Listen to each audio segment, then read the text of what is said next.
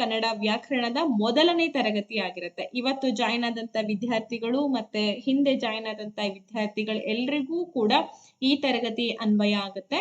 ಕನ್ನಡ ವ್ಯಾಕರಣ ಅತ್ಯಂತ ಸುಲಭವಾದಂತಹ ರೀತಿಯಲ್ಲಿ ನಾವು ಕಲಿತಾ ಹೋಗೋಣ. ಸರಿನಾ? ಎಲ್ರು ಜಾಯಿನ್ ಆದ್ರ? ಹಾಗಾದ್ರೆ ಮುಂದುವರ್ಸೋಣ ತರಗತಿಯನ್ನ. ಎಸ್, ಸುಮಾರು ಜನಕ್ಕೆ ಲಿಂಕ್ ಸಿಕ್ಕಿದೆ ಸಿಕ್ಕಿಲ್ಲ ಅಂತ ಒದ್ದಾಡ್ತಾ ಇರ್ತೀರಾ. ಸ್ಟ್ರೀಮ್ ನಲ್ಲಿ ಹೋಗ್ಬಿಟ್ಟು ಕರೆಕ್ಟ್ ಆಗಿ ಲಿಂಕ್ ಅನ್ನ ಕ್ಲಿಕ್ ಮಾಡ್ಕೊಂಡ್ ಬಂದ್ರಿ ಅಂದ್ರೆ ಕ್ಲಾಸ್ ಅನ್ನ ಕೇಳ್ಬೋದು. ಶುರು ಮಾಡ್ತಾ ಇದೀನಿ ನಮ್ ತರಗತಿಯನ್ನ ಇವತ್ತು. ಕನ್ನಡ ವ್ಯಾಕರಣ ಅಂತ ಬಂದಾಗ ಎಕ್ಸಾಮಿಗೆ ನಾವು ಫೋಕಸ್ ಮಾಡೋದಾದ್ರೆ ವ್ಯಾಕರಣ ಅಂಶದಲ್ಲಿ ಎಲ್ಲಾ ಪಾರ್ಟ್ಸ್ ಗಳನ್ನ ನೋಡ್ಕೋಬೇಕು. ಎಲ್ಲಾ ಪಾರ್ಟ್ಸ್ ಅಂತಂದ್ರೆ ಯಾವ್ದ್ಯಾವ್ದು?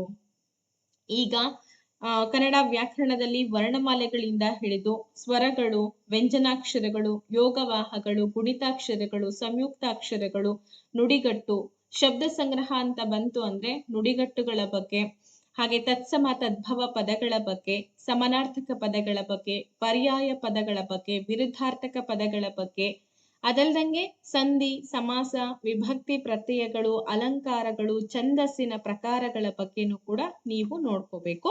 ಇದಿಷ್ಟನ್ನು ನೀವು ಕವರ್ ಮಾಡ್ತೀರಾ ಮೇಡಮ್ ಅಂತ ನನ್ನನ್ನ ಪ್ರಶ್ನೆ ಮಾಡಿದ್ರೆ ಆಲ್ರೆಡಿ ನಾನು ನಿಮಗೆ ಕವರ್ ಮಾಡಿ ಕೊಟ್ಟಿದ್ದಾಗಿದೆ. ಓಕೆ, ಸೊ ಎಲ್ಲಿ ಕೊಟ್ಟಿದ್ದೀನಿ ಅಂತ ಅನ್ನೋದಾದ್ರೆ ಕ್ಲಾಸ್ ವರ್ಕ್ ಸೆಕ್ಷನ್ ಅಲ್ಲಿ ಡೇ 1, ಡೇ 2, ಡೇ 3 ಅನ್ನೋ ಒಂದು ಸೆಕ್ಷನ್ಸ್ ಏನಿದೆ ಅಲ್ಲಿ ಆಲ್ರೆಡಿ ವ್ಯಾಕರಣ ತರಗತಿಯನ್ನ ಮಾಡಲಾಗಿದೆ, ನೋಡ್ಕೋಬಹುದು. ಓಕೆ, ಹಾಗಾದ್ರೆ ಇವತ್ತಿನ ತರಗತಿ ಶುರುವಾಗುತ್ತೆ. ಕಂಪ್ಲೀಟ್ ಆಗಿ ಈ ಕ್ಲಾಸ್ ಅನ್ನ ಕೇಳಿ ಎಲ್ರಿಗೂ ಕೂಡ ಇದರ ಬೆನಿಫಿಟ್ ಸಿಗ್ತಾ ಹೋಗುತ್ತೆ.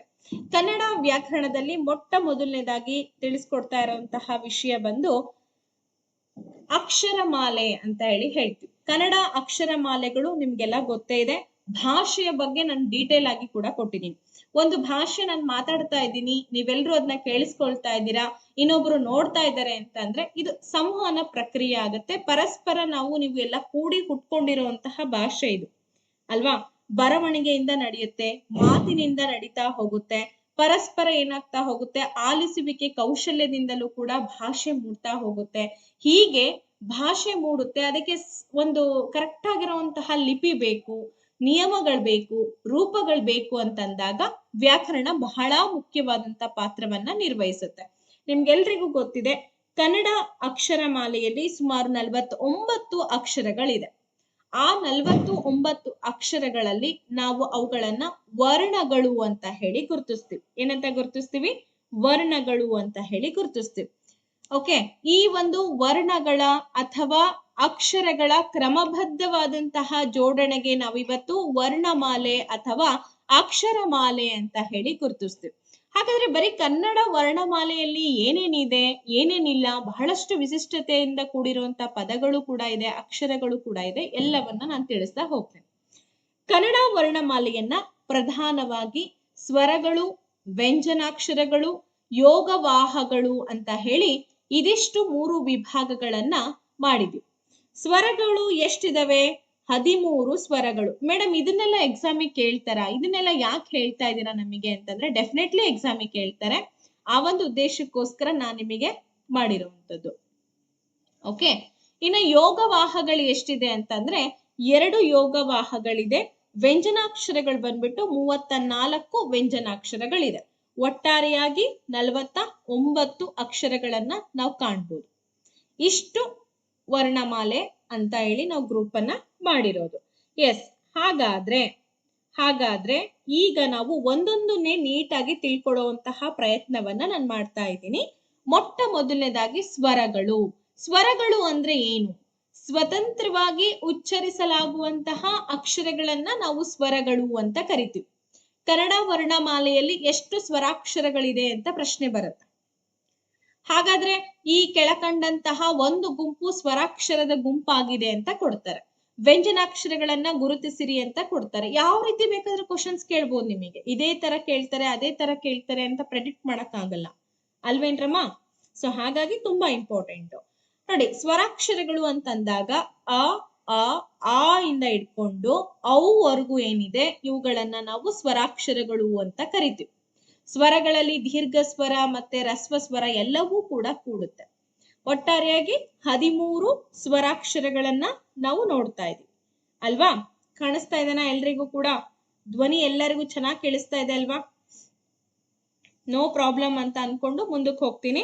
ಸೊ ಇವುಗಳನ್ನ ರಸ್ವ ಸ್ವರ, ದೀರ್ಘ ಸ್ವರ, ಪ್ಲುತ ಸ್ವರ ಅಂತ ಹೇಳಿ 3 ವಿಧಗಳನ್ನಾಗಿ ನಾವು ವಿಂಗಡಣೆ ಮಾಡಿದೀವಿ. ರಸ್ವ ಸ್ವರ ಯಾವುದು, ದೀರ್ಘ ಸ್ವರ ಯಾವುದು, ಪ್ಲುತ ಸ್ವರ ಯಾವುದು ಅನ್ನೋದನ್ನ ನಾನು ನಿಮಗೆ ತಿಳಿಸ್ತೀನಿ. ಆಮೇಲೆ ನಾನು ನಿಮಗೆ ಒಂದು ಕ್ವಶನ್ ಪೇಪರ್ ಅನ್ನು ಕೂಡ ಡಿಸ್ಕಷನ್ ಮಾಡ್ತೀನಿ ಇದೇ ಹಂತದಲ್ಲಿ, ಗ್ರಾಮರಿಗೆ ಸಂಬಂಧಪಟ್ಟಂಗೆ. ಅದರಲ್ಲಿ ಮೆಥಡಾಲಜಿ ಇರಲ್ಲ, ಬರೀ ಗ್ರಾಮರ್ ಇರುತ್ತೆ. ಸಂಧಿ, ಸಮಾಸಗಳು ಮತ್ತೆ ಸ್ವರಾಕ್ಷರಗಳು, ವ್ಯಂಜನಾಕ್ಷರಗಳಿಗೆ ಸಂಬಂಧಪಟ್ಟಂತ ಒಂದು ಗ್ರಾಮರಿಗೆ ಸಂಬಂಧಪಟ್ಟಂತ ಕ್ವಶನ್ ಪೇಪರ್ ಇದೆ. ಕೊನೆಯದಾಗಿ ನಾನು ಅದನ್ನ ಡಿಸ್ಕಷನ್ ಮಾಡ್ತೇನೆ. ಸರಿ, ಒಂದು ಮಾತ್ರ ಕಾಲದಲ್ಲಿ ಉಚ್ಚರಿಸಲಾಗ್ತಕ್ಕಂತಹ ಸ್ವರಾಕ್ಷರಗಳನ್ನ ನಾವು ರಸ್ವ ಸ್ವರಗಳು ಅಂತ ಕರಿತೀವಿ. ಒಂದು ಮಾತ್ರೆ ಕಾಲ ಅಂದ್ರೆ ಅದಕ್ಕೆ ಹೆಚ್ಚು ಸಮಯ ತಗೊಳ್ತಾ ಇಲ್ಲ ನಾವು. ನೋಡಿ, ಈಗ ಅ, ಇ, ಓ, ರು ಈ ತರ ಅಲ್ವಾ. ಸೊ ಇದು ನಾ ಬರಲ್ಲ, ಅದು ಪ್ರಿಂಟ್ ಮಿಸ್ಟೇಕ್ ಆಗಿ ಬಂದಿರೋಂಥದ್ದು. ಮತ್ತೆ ನಾ ಬರುತ್ತಾ ಮೇಡಮ್ ಅಂತ ಕೇಳ್ಬೇಡಿ, ನಾ ಅದು ಅನುನಾಸಿಕ ಅಕ್ಷರ ಆಗುತ್ತೆ, ಹಾಗಾಗಿ ಅದಲ್ಲ. ಅ, ಇ, ಉ, ರು, ಎ, ಓ ಇವು 6 ಸ್ವರಗಳಿಗೆ ನಾವು ರಸ್ವ ಸ್ವರಗಳು ಅಂತ ಹೇಳಿ ಕರಿತೀವಿ. ಅರ್ಥ ಆಯ್ತಾ? ಸೊ ರಸ್ವ ಸ್ವರಗಳು ಯಾವ್ಯಾವು ಅಂತಂತ ನಿಮ್ಗೆಲ್ಲ ಗೊತ್ತಾಯ್ತಲ್ವಾ? ನೆನ್ಪಿಟ್ಕೊಳ್ಳಿ, ತುಂಬಾ ಇಂಪಾರ್ಟೆಂಟು. ರಸ್ವ ಸ್ವರಗಳು ಯಾವ್ಯಾವು ಅಂತ ಹೇಳಿ. ಓಕೆ, ರಸ್ವ ಸ್ವರ ಒಂದು ಮಾತ್ರೆಯ ಕಾಲ ಅ, ಇ, ಉ, ರು, ಎ, ಓ.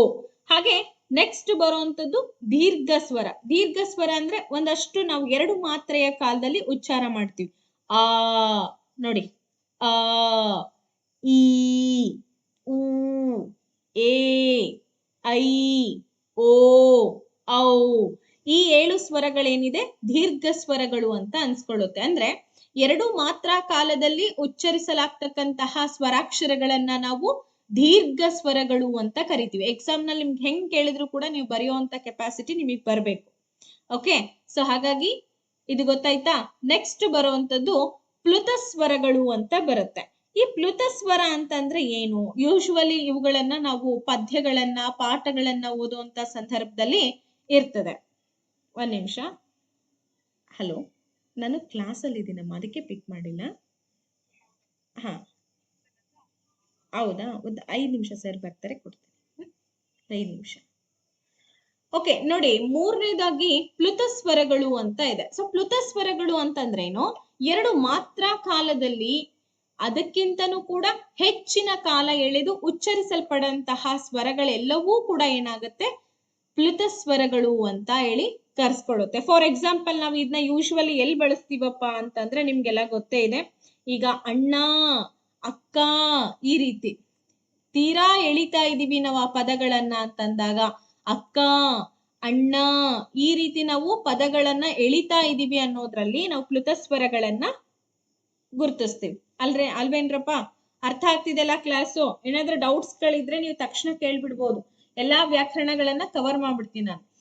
ಜಾಸ್ತಿ ನಾವು ಪ್ಲುತ ಸ್ವರಗಳನ್ನ ಯೂಸ್ ಮಾಡೋದು ಎಲ್ಲಿ ಅಂದ್ರೆ ಸಂಬೋಧನೆ, ನಿರ್ದೇಶನ, ತೀವ್ರ ಭಾವನೆಗಳನ್ನ, ನಮ್ಮಲ್ಲಿ ಆಗ್ತಕ್ಕಂತಹ ತೀವ್ರಗತಿಯ ಭಾವನೆಗಳನ್ನ ವ್ಯಕ್ತಪಡಿಸುವಂತಹ ಸಂದರ್ಭದಲ್ಲಿ ಪ್ಲುತ ಸ್ವರಗಳನ್ನ ನಾವು ಬಳಕೆ ಮಾಡ್ತೀವಿ. ಓಕೆ ನೋಡಿ, ಈಗ ದಿನೇಶ್, ಭಾಸ್, ಅಯ್ಯೋ, ಓಹೋ ಈ ರೀತಿ ಎಳೆದು ಪದಗಳನ್ನ ಬಳಕೆ ಮಾಡ್ತೀವಲ್ಲ, ಅದನ್ನೆಲ್ಲ ಪ್ಲುತ ಸ್ವರ ಅಂತ ಕರ್ಸ್ಕೊಳ್ಳುತ್ತೆ. ನೆಕ್ಸ್ಟ್ ಬರುವಂತದ್ದು ಯೋಗವಾಹಗಳು. ತುಂಬಾ ಇಂಪಾರ್ಟೆಂಟ್. ಇದ್ರ ಮೇಲೆ ಕ್ವಶನ್ ಕೂಡ ಬಂದಿತ್ತು TET ಎಕ್ಸಾಮ್ ನಲ್ಲಿ, ಹಾಗಾಗಿ ತುಂಬಾ ಇಂಪಾರ್ಟೆಂಟ್.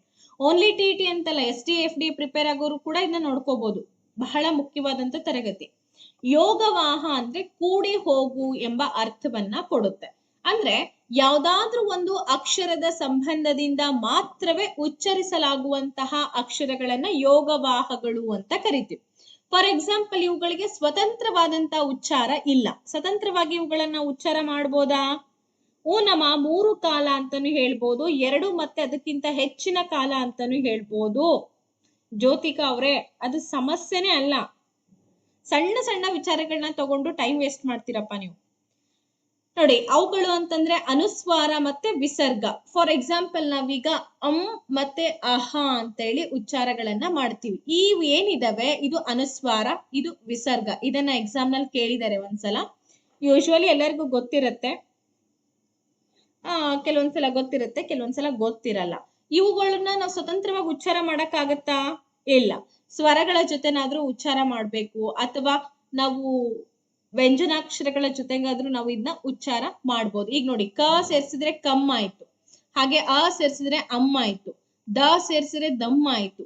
ಇದು ಕೂಡ ಅಷ್ಟೇ. ಇದನ್ನ ಹೇಗ್ ಬಳಕೆ ಮಾಡ್ತೀವಿ? ದುಃಖ, ಈ ತರ ಬಳಕೆ ಮಾಡ್ತೀವಿ. ಇದನ್ನ ನಾವು ವಿಸರ್ಗ ಅಂತ ಹೇಳಿ ಕರೆದ್ವಿ, ನೆನ್ಪಿಟ್ಕೊಳ್ಳಿ.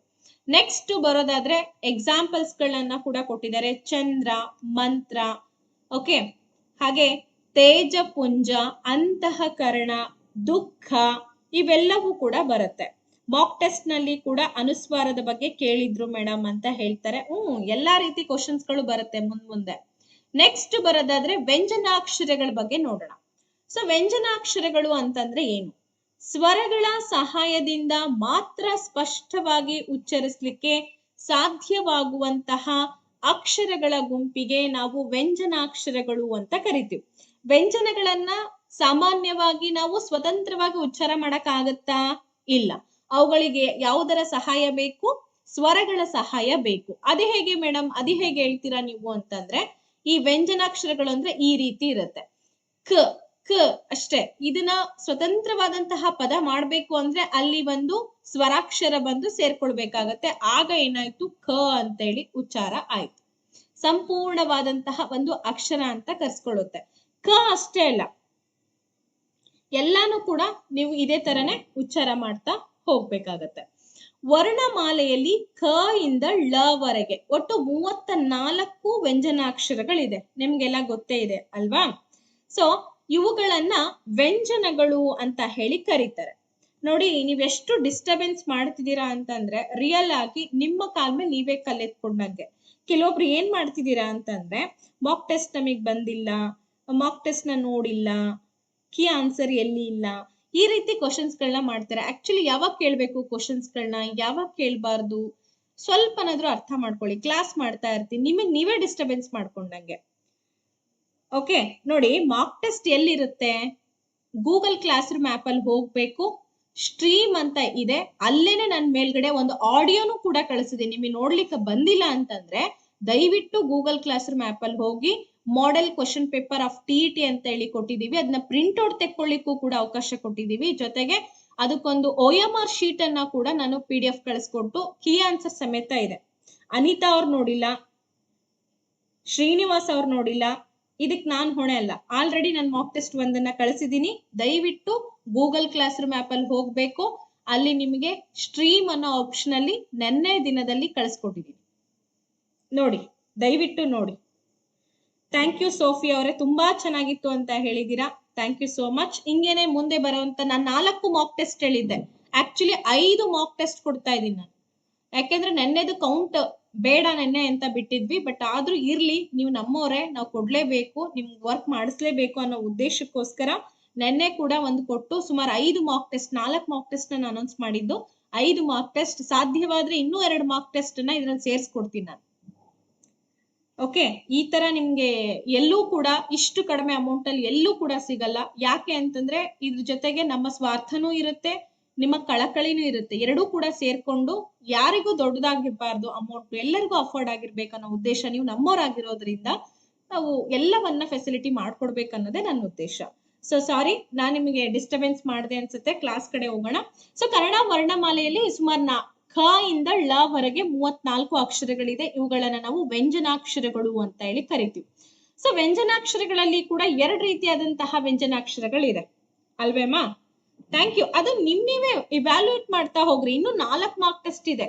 ಸಾಧ್ಯವಾದ್ರೆ ನಾನು ಈ ನಡುವೆ ಇನ್ನೊಂದು ಕೊಡ್ತಾ ಹೋಗ್ತೀನಿ ನಾನು ನಿಮಗೆ. ಅರ್ಥ ಆಯ್ತಾ?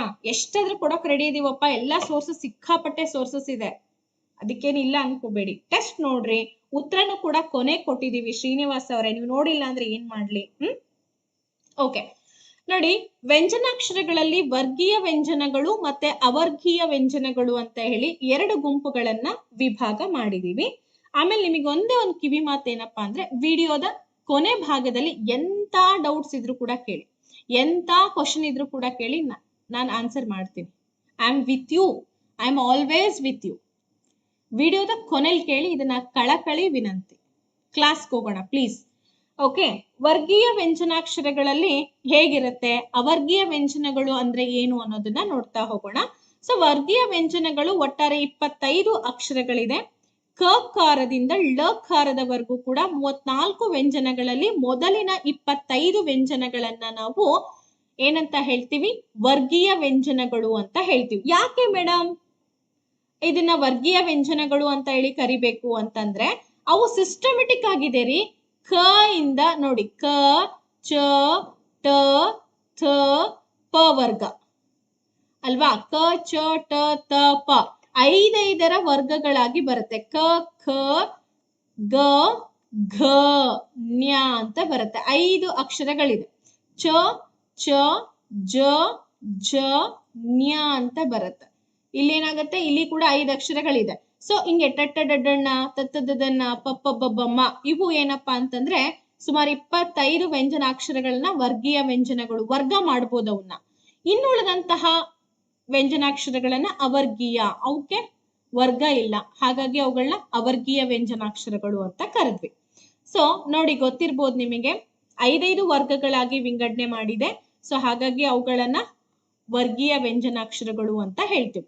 ಇನ್ನೊಂದು ತುಂಬಾ ಇಂಪಾರ್ಟೆಂಟು, ಈಗ ನಾವು ಕ ವರ್ಗದ ಅಕ್ಷರಗಳು ಅಂತ ಏನಿದೆ ನೋಡಿ, ಇವುಗಳನ್ನ ಕಂಠ ಭಾಗದಿಂದ ಹುಟ್ಟೋದ್ರಿಂದ ಅವುಗಳನ್ನ ಕಂಠ್ಯಾಕ್ಷರಗಳು ಅಂತ ಕರಿತೀವಿ. ಇದನ್ನ ಎಕ್ಸಾಮ್ ಅಲ್ಲಿ ಕೇಳಿದ್ದಾರೆ. ನಾನು ನೋಟ್ಸ್ ಕೊಡ್ತೀನಿ, ಇದನ್ನ ನಿಮಗೆ ನೋಟ್ಸ್ ಕೊಡಲ್ಲ ಅಂತೇನಿಲ್ಲ. ನಿಮಗೆ ನೆನ್ಪಿರ್ಬೇಕು ಅಂದ್ರೆ ಒಂದು ಪೆನ್ನು ಪೇಪರ್ ತಗೊಂಡು ಕಂಠ್ಯಾಕ್ಷರಗಳು ಯಾವ್ದು ಬರುತ್ತೆ? ಖ ವರ್ಗದ ಅಕ್ಷರಗಳು ಖ, ಖ, ಗ, ಘ ಅಲ್ವಾ? ಇವು ಕಂಠ್ಯಾಕ್ಷರಗಳು. ಚ ವರ್ಗದ ಅಕ್ಷರಗಳು ತಾಲುವಿನ ಸಹಾಯದಿಂದ ಅಂದ್ರೆ ದವಡೆ ಸಹಾಯದಿಂದ ನೋಡಿ ನೀವು ಉಚ್ಚಾರ ಮಾಡಿ. ಚ, ಛ, ಜ, ಝ ಅಂತ ಹೇಳ್ತೀವಿ. ಅಂದ್ರೆ ನಮ್ಮ ದವಡೆ ಒಂದಕ್ಕೊಂದು ದವಡೆಗಳು ಏನಾಗುತ್ತೆ? ಕೂಡುತ್ತೆ. ಸೊ ಇದನ್ನ ನಾವು ತಾಲುವಿನ ಸಹಾಯ ಅಂತ ಹೇಳ್ತೀವಿ. ಆ ಒಂದು ಉದ್ದೇಶಕ್ಕೋಸ್ಕರ ಅವುಗಳನ್ನ ತಾಲವ್ಯ ಅಕ್ಷರಗಳು ಅಂತ ಕರಿತೀವಿ. ಏನಂತ ಕರಿತೀವಮ್ಮ? ತಾಲವ್ಯ ಅಕ್ಷರಗಳು. ಇನ್ನು ಠ ವರ್ಗದ ಅಕ್ಷರಗಳು ಮೂರ್ಧ ಭಾಗದಲ್ಲಿ ಅಂದ್ರೆ ನಾಲಿಗೆಯಲ್ಲಿ ಹಿಂದೆ ಚಾಚಿ ಬಾಯಿಯ ಆಕಾರವನ್ನ ಸ್ಪರ್ಶಿಸಿದಾಗ ಉಚ್ಚಾರಗೊಳ್ಳೋದ್ರಿಂದ ಅವುಗಳನ್ನ ಮೂರ್ಧನ್ಯ ಅಕ್ಷರಗಳು. ನೆನ್ಪಿಟ್ಕೊಳ್ಳಿ, ಎಕ್ಸಾಮ್ ಅಲ್ಲಿ ಕೇಳಿದರೆ, ಇದನ್ನ ಕೇಳಿದರೆ, ತುಂಬಾ ಇಂಪಾರ್ಟೆಂಟು. ನೋಡಿ, ಮೂರ್ಧನ್ಯ ಅಕ್ಷರಗಳು ಅಂತಂದ್ರೆ ಈ ಠ ವರ್ಗದ ಠ ನೋಡಿ, ನಮ್ ನಾಲಿಗೆ ಮೇಲೋಗಿ ಕೆಳಗಡೆ ಬರುತ್ತೆ, ಒಳಗಿಂದ ನಾಲಿಗೆ ಒಳಗಿಂದ ಪದಗಳು ಉಚ್ಚಾರಗೊಳ್ತಾ ಹೋಗುತ್ತೆ. ಸೊ ಹಾಗಾಗಿ ಇವುಗಳನ್ನ ಮೂರ್ಧನ್ಯ ಅಕ್ಷರಗಳು ಅಂತ ಹೇಳ್ತೀವಿ. ಇನ್ನು ಥ ವರ್ಗದ ಅಕ್ಷರಗಳೆಲ್ಲವೂ ಕೂಡ ಏನಾಗಿರುತ್ತೆ? ಹಲ್ಲುಗಳ ಬಳಿ ಹುಟ್ಟುತ್ತೆ. ನೋಡಿ, ತ, ತ ಈ ಹಲ್ಲು ನಾಲಿಗೆ. ನನ್ ವಿಡಿಯೋ ಇತ್ತಂದ್ರೆ ನೀವು ನೋಡ್ಬೋದಾಗಿತ್ತು, ಇರ್ಲಿ ಪರವಾಗಿಲ್ಲ, ನೀವು ಅದು ಉಚ್ಚಾರ ಮಾಡ್ತಿರಲ್ಲ, ಆಫ್ಕೋರ್ಸ್ ಗೊತ್ತಾಗುತ್ತೆ. ಇಂಗ್ಲಿಷ್ ನಲ್ಲಿ ಕೂಡ ಇದೆ, ಇದು ಇಂಗ್ಲಿಷ್ ನಲ್ಲಿ ಕೂಡ ಈ ರೀತಿ ಇದೆ, ನೆನ್ಪಿಟ್ಕೊಳ್ಳಿ. ಈ ತ ವರ್ಗದ್ದು ಅಂತಂದ್ರೆ ಹಲ್ಲುಗಳ ಬಳಿ ಹುಟ್ಟೋದ್ರಿಂದ ಅವುಗಳನ್ನ ದಂತ್ಯಾಕ್ಷರಗಳು ಅಂತ ಕರೀತಾರೆ. ಇನ್ನ ಪ, ಪ ವರ್ಗ ನೋಡಿ, ಉಚ್ಚಾರ ಮಾಡೋ ಪ್ರೊನೌನ್ಸ್ ಮಾಡುವಾಗ you can observe it, you can feel it, ನೀವು ಅದನ್ನ ಫೀಲ್ ಮಾಡ್ತೀರಾ. ಪ ತುಟಿಗಳ ಸಹಾಯ ಬರುತ್ತೆ. ಸೊ ತುಟಿಗಳ ಸಹಾಯದಿಂದ ಉಚ್ಚರಿಸಲ್ಪಡೋದ್ರಿಂದ ಇವುಗಳನ್ನ ಓಷ್ಠಯ ಅಕ್ಷರಗಳು ಅಂತ ಹೇಳಿ ಕರಿತೀವಿ. ಓಕೆ, ಇಂತಹ ವರ್ಗೀಯ ವ್ಯಂಜನಾಕ್ಷರಗಳನ್ನ ನಾವು ಅಲ್ಪ ಪ್ರಾಣ, ಮಹಾಪ್ರಾಣ, ಅನುನಾಸಿಕ ಅಕ್ಷರಗಳು ಅಂತ ಹೇಳಿ ವಿಭಾಗ ಮಾಡಿದ್ವಿ. ಸರ್ ಗೊತ್ತಾಯ್ತಾ? ವರ್ಗೀಯ ವ್ಯಂಜನಾಕ್ಷರಗಳನ್ನ ಅಲ್ಪ ಪ್ರಾಣ, ಮಹಾಪ್ರಾಣ, ಅನುನಾಸಿಕ ಅಕ್ಷರಗಳು ಅಂತ ಹೇಳಿ ವಿಭಾಗ ಮಾಡಿದ್ದಾರೆ. ಸೊ ಪ್ರಾಣ ಅಂದ್ರೇನು? ಉಸಿರು ಅಂತ ಅರ್ಥ ಕೊಡುತ್ತೆ ಅಲ್ವೇನ್ರಮ್ಮ? ಉಸಿರು ಅಂತ ಅರ್ಥ ಕೊಡುತ್ತೆ. ಥ್ಯಾಂಕ್ ಯು ಅರ್ಚನಾ ಅವ್ರೆ. ಕಡಿಮೆ ಪ್ರಾಣದಿಂದ ಉಚ್ಚರಿಸಲ್ಪಡುವಂತಹ ಅಕ್ಷರಗಳು ಅಂದ್ರೆ ಪ್ರತಿ ವರ್ಗದ 1 ಮತ್ತೆ 3ನೇ ಅಕ್ಷರಗಳನ್ನ ನಾವು ಅಲ್ಪ ಪ್ರಾಣ, ಅಲ್ಪ ಪ್ರಾಣಾಕ್ಷರಗಳು ಅಂತ ಕರಿತೀವಿ. ಲಾಟ್ ಆಫ್ ಕಾಲ್ಸ್ ಗೊತ್ತಾಯ್ತಾ? ಕಡಿಮೆ ಪ್ರಾಣದಿಂದ ಅಕ್ಷರಗಳೇನಾಗುತ್ತೆ? ಉಟ್ಕೊಳ್ಳುತ್ತೆ. ಫಾರ್ ಎಕ್ಸಾಂಪಲ್, ಈಗ ನಿಮಗೆ ಗೊತ್ತಿದೆ, ಈ ಕ ಆಗಿರ್ಬೋದು, ಗ ಆಗಿರ್ಬೋದು, ಚ ಆಗಿರ್ಬೋದು, ಹಾಗೆ ಈ ಜ ಆಗಿರ್ಬೋದು, ಆಮೇಲೆ ಟ ಮತ್ತೆ ಡ ಆಗಿರ್ಬೋದು, ಹಾಗೆ ಕಚಟ ತ ಮತ್ತೆ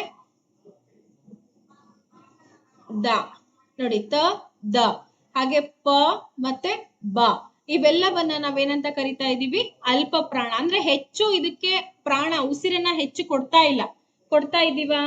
ಇಲ್ಲ, ಕಡಿಮೆ ಉಸಿರನ್ನ ಕೊಡ್ತಾ ಇದೀವಿ. ಹಾಗಾಗಿ ಇವುಗಳನ್ನ ಅಲ್ಪ ಪ್ರಾಣಾಕ್ಷರಗಳು ಅಂತ ಕರಿತೀವಿ. ಹೆಚ್ಚು ಪ್ರಾಣದಿಂದ ಉಚ್ಚರಿಸಲ್ಪಡುವಂತ ಅಕ್ಷರಗಳೆಲ್ಲವೂ ಕೂಡ ಏನಾಗುತ್ತೆ? ಮಹಾಪ್ರಾಣಾಕ್ಷರಗಳು ಅಂತ ಅನ್ಸ್ಕೊಳ್ಳುತ್ತೆ. ಮಹಾಪ್ರಾಣಾಕ್ಷರಗಳು ಅಂತಂದ್ರೆ ನೋಡಿ, ಖ, ಹಾಗೆ ಘ, ಖ ಉಸಿರು ಜಾಸ್ತಿ ಕೊಡ್ತಾ ಇದೀವಲ್ವೇನ್ರಿ, ಹಾಗಾಗಿ ಖ, ಘ, ಜ, ಛ, ಇವೆಲ್ಲವೂ ಕೂಡ ಹಾಗೇನೆ ಪ್ರತಿ ವರ್ಗದ 2 ಮತ್ತೆ 4ನೇ ಅಕ್ಷರಗಳೇನಾಗಿರುತ್ತೆ, ಮಹಾಪ್ರಾಣಾಕ್ಷರಗಳಾಗಿರುತ್ತೆ. ಮೂಗಿನ ಸಹಾಯದಿಂದ ಉಚ್ಚರಿಸಲ್ಪಡುವಂತ ಎಲ್ಲಾ ಅಕ್ಷರಗಳನ್ನು ಕೂಡ ನಾವು ಅನುನಾಸಿಕ ಅಂತ ಹೇಳಿ ಕರಿತೀವಿ. ಅನುನಾಸಿಕಗಳು ಯಾವ್ಯಾವಪ್ಪ ಅಂತಂದ್ರೆ ನಿಮ್ಗೆಲ್ಲ ಗೊತ್ತೇ ಇದೆ. ಈ ನ್ಯ ಆಗಿರ್ಬೋದು, ನ ಆಗಿರ್ಬೋದು, ಣ ಆಗಿರ್ಬೋದು, ಮ ಆಗಿರ್ಬೋದು, ಇವೆಲ್ಲವನ್ನ ಕೂಡ ನಾವು ಅನುನಾಸಿಕ ಅಕ್ಷರಗಳು ಅಂತ ಕರಿತೀವಿ. ಯಾಕೆಂದ್ರೆ ಮೂಗಿನ ಸಹಾಯದಿಂದ ನಾವು ಉಚ್ಚಾರ ಮಾಡ್ತೀವಿ. ಸೊ ಹಾಗಾಗಿ ಇವುಗಳನ್ನ ಅನುನಾಸಿಕಗಳು ಅಂತ ಕರಿತೀವಿ. ಇನ್ನುಳಿದಂತ ಒಂದು ವ್ಯಂಜನಾಕ್ಷರಗಳೆಲ್ಲವೂ ಕೂಡ ಅವರ್ಗೀಯ ವ್ಯಂಜನಗಳು ಅಂತ ಕರಿತೀವಿ. ಒಟ್ಟಾರೆ ಅಲ್ಪ ಪ್ರಾಣಾಕ್ಷರಗಳು ಬಂದ್ಬಿಟ್ಟು 10 ಅಕ್ಷರಗಳಿದೆ. 1 ಮತ್ತೆ 3ನೇ ವ್ಯಂಜನಗಳನ್ನೇ ಅಲ್ಪ ಪ್ರಾಣ ಅಂತ ಕರಿತೀವಿ. ಹಾಗೆ ಮಹಾಪ್ರಾಣಾಕ್ಷರಗಳು ಬಂದ್ಬಿಟ್ಟು 10 ಇದಾವೆ. 2 ಮತ್ತು 4ನೇ ವರ್ಗದ ವ್ಯಂಜನಗಳು ಬಂತು ಅಂದ್ರೆ ಅವುಗಳನ್ನ ನಾವು ಮಹಾಪ್ರಾಣಾಕ್ಷರಗಳು ಅಂತ ಕರಿತೀವಿ. ಅನುನಾಸಿಕಗಳು ಒಟ್ಟು 5 ಅಕ್ಷರಗಳಿದೆ. ಸೊ ಮೂಗಿನ ಸಹಾಯದಿಂದ ಪ್ರತಿಯೊಂದು ವರ್ಗದ 5ನೇ ವ್ಯಂಜನಾಕ್ಷರವನ್ನ ನಾವೇನಂತ ಕರಿತೀವಿ, ಅನುನಾಸಿಕ ಅಕ್ಷರ ಅಂತ ಹೇಳಿ ಕರಿತೀವಿ. ಗೊತ್ತಾಯ್ತಾ? ಅವರ್ಗೀಯ ವ್ಯಂಜನಗಳ ಬಗ್ಗೆ ಈಗ ನಾನು ನಿಮಗೆ ತಿಳಿಸ್ಕೊಡ್ತೇನೆ. ರೆಡಿ ಇದೀರೇನ್ರಮ್ಮ? ಒಂದ್ ನಿಮಿಷ. ಅವರ್ಗೀಯ ವ್ಯಂಜನದ ಬಗ್ಗೆನೂ ಕೂಡ ಮಾಹಿತಿಯನ್ನ ನಾನು ನಿಮಗೆ ಕೊಟ್ಬಿಡ್ತೀನಿ. ನಿಮ್ ಕಮೆಂಟ್ ಒಂಚೂರು ಓದ್ತೀನಿ ಏನೇನ್ ಮಾಡ್ತಾ ಇದ್ದೀರಾ ಅಂತ. ಎಸ್, ನೋಡಿ ಹೋಗೋಣ. ಅವರ್ಗೀಯ ವ್ಯಂಜನದ ಬಗ್ಗೆನೂ ಕೂಡ ಮಾಹಿತಿ ತಿಳಿಯೋಣ.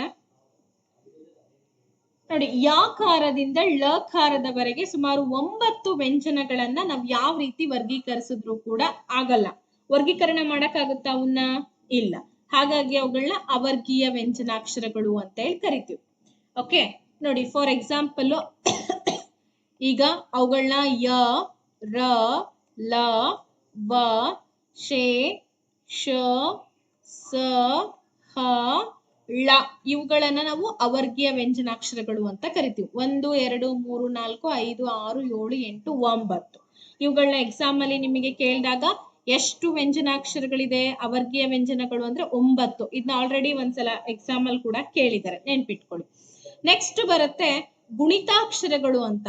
ಸೊ ಗುಣಿತಾಕ್ಷರಗಳ ಬಗ್ಗೆ ನಿಮ್ಗೆಲ್ಲ ಗೊತ್ತೇ ಇದೆ. ನೋಡಿ, ವ್ಯಂಜನಾಕ್ಷರಗಳನ್ನ ಸೇರಿಸಿ ಬರೆದ್ರೆ ಪದ ರಚನೆ ಆಗೋದಿಲ್ಲ ಅಲ್ವಾ? ಅದಕ್ಕೆ ನಾವೇನ್ ಮಾಡ್ಬೇಕು, ಸ್ವರಗಳ ಸಹಾಯವನ್ನ ಪಡ್ಕೋಬೇಕು. ಹೀಗೆ ಸ್ವರಗಳ ಸಹಾಯದಿಂದ ಉತ್ಪತ್ತಿಯಾದಂತಹ ಎಲ್ಲಾ ಅಕ್ಷರಗಳನ್ನ ನಾವು ಗುಣಿತಾಕ್ಷರಗಳು ಅಂತ ಕರಿತೀವಿ. ಏನಂತ ಕರಿತೀವಿ? ಗುಣಿತಾಕ್ಷರಗಳು ಅಂತ ಕರಿತೀವಿ. ಈ ಗುಣಿತಾಕ್ಷರಗಳನ್ನ ನಾವು ಕಾಗುಣಿತಾಕ್ಷರಗಳಾಗಿ ಕೂಡ ಬಳಕೆ ಮಾಡ್ತೀವಿ. ದೈನಂದಿನ ನಮ್ಮ ಜೀವನದಲ್ಲಿ ಮಾತಾಡುವಂತ ಸಂದರ್ಭದಲ್ಲೂ ಕೂಡ ಬಳಕೆ ಮಾಡ್ತೀವಿ ಅಲ್ವಾ? ಸೊ ಈಗ ನೋಡಿ, ಫಾರ್ ಎಕ್ಸಾಂಪಲ್ ನಾನು ಹೇಳ್ದೆ, ಕ ಕೆ ಆ ಸೇರಿಸಿದಾಗ ಏನಾಯ್ತು, ಕ ಆಯ್ತು ಅಲ್ವಾ? ಕ ಕೆ ಈ ಸೇರಿಸಿದಾಗ ಏನಾಯ್ತು, ಕಿ ಆಯ್ತು ಅಲ್ವಾ? ಹಾಗೆ ಕ ಕೆ ಈ ಸೇರಿಸಿದಾಗ ಏನಾಯ್ತು, ಕಿ ಆಯ್ತು. ನೀವೇನ್ ಪೇಪರ್ 1 TET ಎಕ್ಸಾಮ್ ಬರೀತಿರಲ್ಲ, ಅವ್ರಿಗೆ ತುಂಬಾ ಇಂಪಾರ್ಟೆಂಟ್ ಇದು. ಯಾಕೆಂದ್ರೆ ಅವ್ರು ಏನ್ ಮಾಡ್ತಾರೆ, ಒಂದು ಪದವನ್ನ ಕೊಡ್ತಾರೆ. ಫಾರ್ ಎಕ್ಸಾಂಪಲ್ ಈಗ ಸ್ವರ ಅಂತ ಇದೆ. ಈ ಸ್ವರವನ್ನ ನೀವೇನ್ ಮಾಡಿ ಗುಣಿತಾಕ್ಷರದೊಂದಿಗೆ ಬಿಡಿಸಿ ಬರೀರಿ ಅಂತ ಕೊಡ್ತಾರೆ. ಅವಾಗ ಏನ್ ಮಾಡ್ಬೇಕು, ಸ್ವ ಹೆಂಗ್ ಉಟ್ಕೊಂಡಿದೆ, ಸ ಪ್ಲಸ್ ಅ, ಸ ಪ್ಲಸ್ ಅ, ವ, ಸ್ವ, ಸ್ವ ಪ್ಲಸ್ ರ ಪ್ಲಸ್ ಅ, ಸ್ವರ. ನೋಡಿ ಈ ತರ ಆಯ್ತು. ಸ್ವ ಆಕ್ಚುಲಿ ಇಲ್ಲಿ ವ ಬರ್ಬೇಕಲ್ವಾ, ವ ಪ್ಲಸ್ ಅ ಬರ್ಬೇಕು. ನೋಡಿ ಆಕ್ಚುಲಿ ಏನ್ ಬರ್ಬೇಕು ಅಂದ್ರೆ ಸ್ವಲ್ಪ ನಂದು ರಾಂಗ್ ಆಯ್ತು.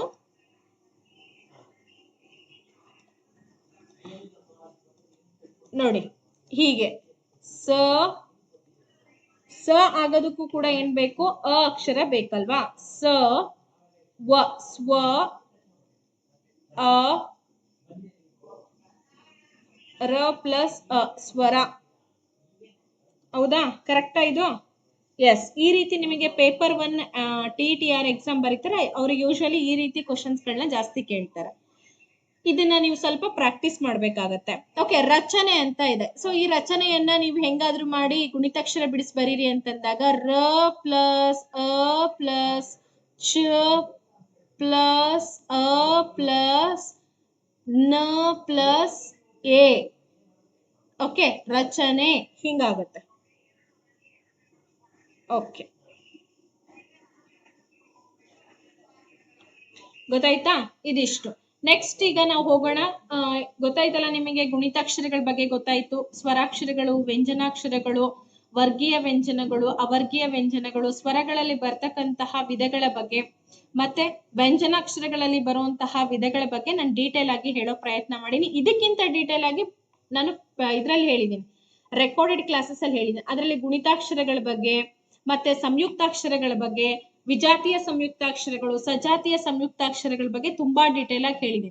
ಸಂಯುಕ್ತಾಕ್ಷರಗಳು ಅಂತಂದ್ರೆ ನಿಮ್ಗೆಲ್ಲ ಗೊತ್ತೇ ಇದೆ, ಒತ್ತಕ್ಷರಗಳು.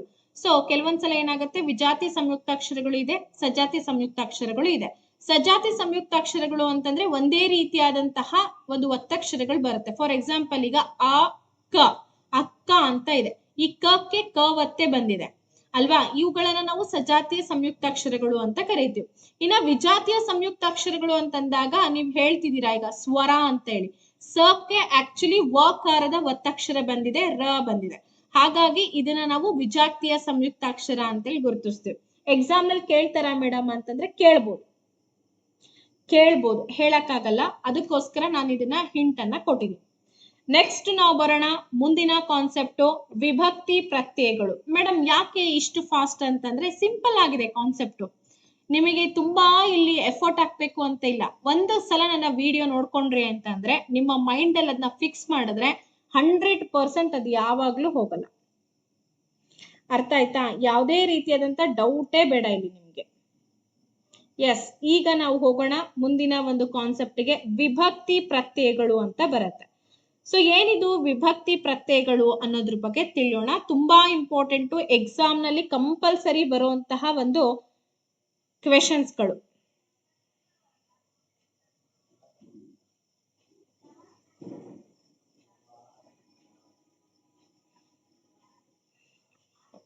ಓಕೆ, ಮುಂದಕ್ಕೆ ಹೋಗೋಣ. ಈ ಸಂಧ್ಯಾಕ್ಷರಗಳು ಅಂತಂದ್ರೆ ನಿಮ್ಗೆಲ್ಲ ಗೊತ್ತಿದೆಲ್ಲ, ಎ ಐ ಔ ಇವೆಲ್ಲವೂ ಕೂಡ ನಾವು ಸಂಧ್ಯಾಕ್ಷರಗಳು ಅಂತ ಹೇಳಿ ಕರಿತೀವಮ್ಮ ಅಷ್ಟೇ.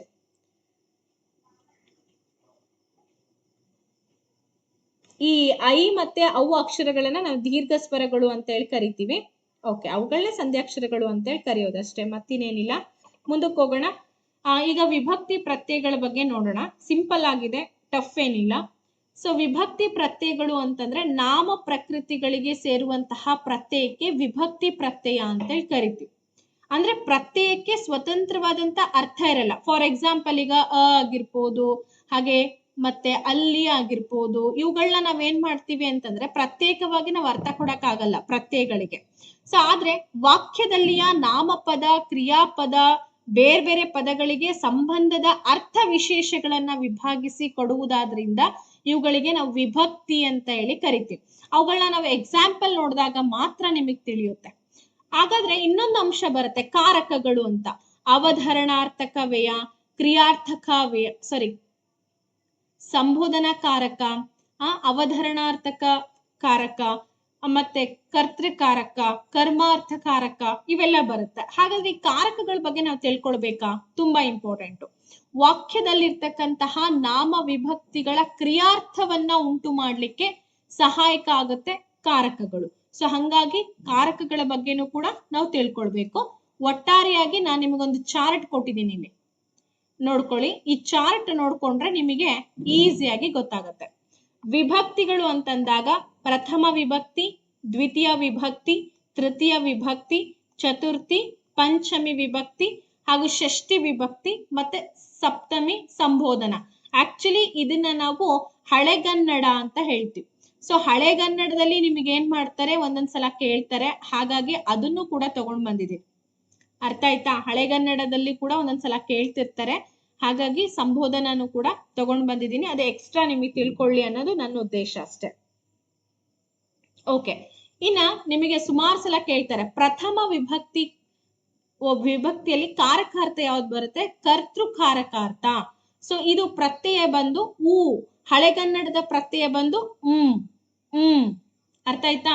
ಹಳೆಗನ್ನಡದ ಪ್ರತ್ಯಯ ಆದ್ರೆ ಹೊಸಗನ್ನಡದ ಜಾಸ್ತಿ ಕೇಳೋದ್ರಿಂದ ಊ ಪ್ರತ್ಯಯ ಏನ್ ಬರುತ್ತೆ, ಪ್ರಥಮ ವಿಭಕ್ತಿಯಲ್ಲಿ ಬರುತ್ತೆ. ಸೊ ಹಾಗಾದ್ರೆ ಫಾರ್ ಎಕ್ಸಾಂಪಲ್ ನೋಡೋಣವಾ? ನೋಡಿ, ರಾಮನು, ರಾಮನು ಇದೇನಾಗುತ್ತೆ, ಎಕ್ಸಾಂಪಲ್ ಆಗುತ್ತೆ. ನಿಮಗೊಂದು ಸೆಂಟೆನ್ಸ್ ಕೊಡ್ತಾರೆ, ರಾಮನು ಕಾಡಿಗೆ ಹೋದನು. ಹಾಗಾದ್ರೆ ಈ ವಾಕ್ಯದಲ್ಲಾಗಿರುವಂತಹ ವಿಭಕ್ತಿ ಪ್ರತ್ಯಯ ಗುರುತಿಸಿ ಅಂತ ಕೊಡ್ತಾರೆ. ಆವಾಗ ರಾಮನು ಅಂತ ಒಂದು ಪದಕ್ಕೆ ಅಂಡರ್ಲೈನ್ ಹಾಕಿರ್ತಾರೆ. ಯಾವ್ದಪ್ಪ ಅಂದ್ರೆ ಊಕಾರಕ ಬಂದಿರುತ್ತೆ, ಅದನ್ನ ಕರ್ತೃಕಾರಕ ಪ್ರಥಮ ವಿಭಕ್ತಿಯಲ್ಲಿ ಬಳಕೆ ಮಾಡಿದೀವಿ. ಇನ್ನ ದ್ವಿತೀಯ ಅಂತ ಬಂದಾಗ ಕರ್ಮಾರ್ಥ ಬರುತ್ತೆ. ಆ ಮತ್ತು ಅನ್ನು ಅನ್ನೋ ಒಂದು ಪ್ರತ್ಯಯ. ಆಕ್ಚುಲಿ ಇಲ್ಲಿ ಅ ಬರುತ್ತಾ ಮೇಡಮ್ ಅಥವಾ ಅನ್ನು ಅಂತ ಬರುತ್ತಾ ಅಂತ ನೀವು ಕೇಳ್ತೀರಾ. ಬಹಳಷ್ಟು ಜನಕ್ಕೆ ಇದು ಡೌಟ್ ಇದೆ. ಓಕೆ, ನಿಮ್ದೇನಾದ್ರೂ ಡೌಟ್ ಇದ್ರೆ ನಂತರ ಕೇಳೋಂತ್ರಿ.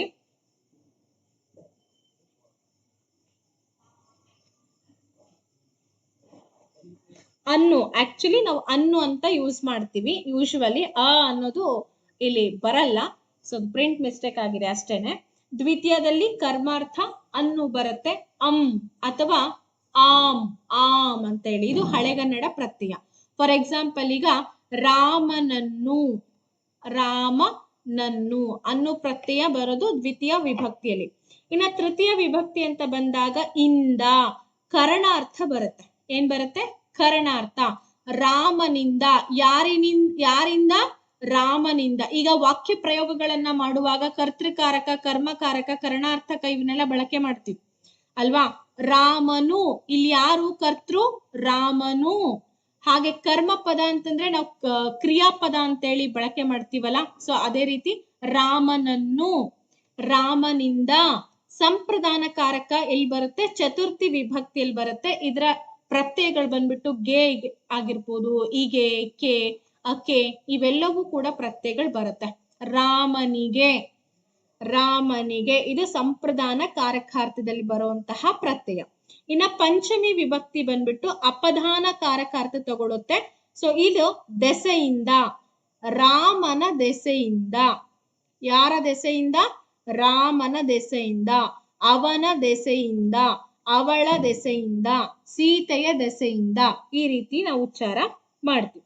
ಇನ್ನ ಷಷ್ಠಿ, ಷಷ್ಠಿಯಲ್ಲಿ ಅಕಾರಕಾರ್ಥ, ಸಂಬಂಧಕಾರಕ ಅಂದ್ರೆ ಒಂದು ಪದ ಮತ್ತೊಂದು ಪದದ ಜೊತೆಗೆ ಸಂಬಂಧವನ್ನ ಏರ್ಪಡಿಸುತ್ತೆ. ಷಷ್ಠಿಯಲ್ಲಿ ನೋಡಿ, ರಾಮನ, ರಾಮನ ಅಕಾರಕಾರ್ಥ ಬರುತ್ತೆ.